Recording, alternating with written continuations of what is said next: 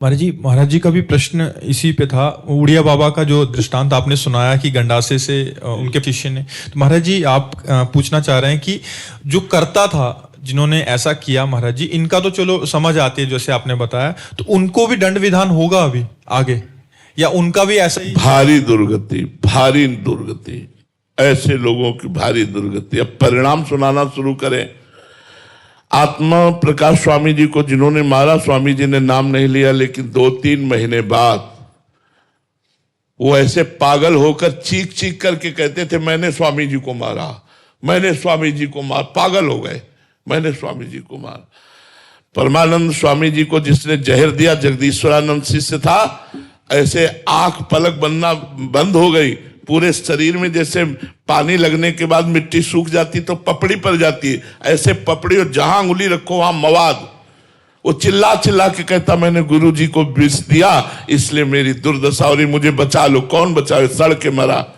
जब वहां हम सैनपुर में थे तब खबर आई कि मरा, जगदीश्वरानंद मर गया। अरे संत का अपराध करने वाला, संत को दुख देने वाला, संत द्रोही, गुरु द्रोही कभी चैन से जी सकता है? अरे उनका विनाश निश्चित, घोर नरकों की प्राप्ति, और पता नहीं कितने कल्प के बाद उनको अवसर मिलेगा उद्धार का। नरकों में भूंजे जाते हैं ऐसे लोग, प्रेत योनि को प्राप्त होते हैं, दुखमय योनियों को प्राप्त होते हैं। संतों को मारना पीटना ये सब। अब आप बताओ, पाल घर में दिन का समय मान लो संध्या है, सैकड़ों लोग गांव के लोग हो, वो बबर शेर तो नहीं था ना, क्यों खा जाएगा सबको? साधु वेश था।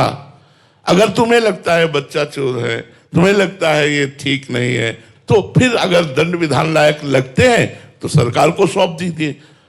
बिल्कुल निरपराध संतों को दौड़ा दौड़ा के मार डाला। क्या अपराध था उन संत का? कोई कहते बच्चा चोर है तो तुम मान लोगे?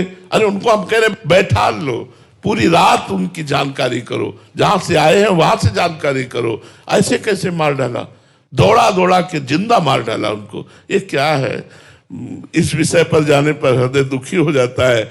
ऐसे संतों को पीड़ा दी गई, क्या भगवान नहीं देख रहे थे? तब यही कहना होता है कि वो स्वयं में लीला करके दिखाते हैं। जा रहे हैं तो उनके चरणों में बाण मार रहा है, बहेलिया बाण मार रहा है। एक परब्रह्म परमात्मा की अंतर ध्यान लीला इस तरह से हो रही जगदीश्वर द्वारिकाधीश की कि उनके दाहिने चरण पर बाण मार रहा है और भगवान पर। तो ये भगवान की लीला ही है। बकाया हम इतना जरूर कहेंगे कि अगर प्राकृतिक माया के बस संतों से गलती भी बन जाए तो उन्हें क्षमा ही करना चाहिए, उनको दंड नहीं देना चाहिए, उनका तिरस्कार नहीं करना चाहिए, उनका अपमान नहीं करना चाहिए। वो भगवत स्वरूप है। कोई मायाकृत लीला बन भी जाए तो नमस्कार ही करना चाहिए। महाराज जी अभी साधारण जीव कोटि में आते हैं, ये तो महापुरुषों की बात होगी। तो महाराज जी उसमें अगर कोई हमें आक्रमण कर रहा है, दुर्व्यवहार कर रहा है, या ऐसा हमारे साथ प्रतिकूलता का व्यवहार कर रहा है, तो इसमें कर्ता का क्या दोष महाराज जी? उसको दंड विधान वो हमारे ही विधान से आया है क्या? उसका विधान में जैसे कर्म से प्रेरित होकर के आप हमसे, हमारा कर्म आपको प्रेरित कर रहा है कि आप हमें मारो, हमारा प्रारब्ध है, तो आप विवेक के द्वारा रोक सकते हैं उसे। अगर नहीं रोके तो आप क्रियमाण के कर्ता भी बन गए, उसका तो प्रारब्ध भोग हो गया, आपका क्रियमाण बन गया, आपको दुर्गति भोगनी पड़ेगी। विवेक के द्वारा आए हुए वेग को रोका जा सकता है। हमारा प्रारब्ध है कि हम ये करें, तो हम विवेक के द्वारा उसे रोक सकते हैं। प्रारब्ध इतना बलवान नहीं जितना विवेक बलवान है। विवेक भगवत प्राप्ति कराता है, विवेक सत्संग के द्वारा प्राप्त होता है, संतों के संग के द्वारा प्राप्त होता है। ऐसा नहीं कि मेरा प्रारब्ध है पिटने का और आप मुझे पीट रहे तो आप निर्दोष हैं।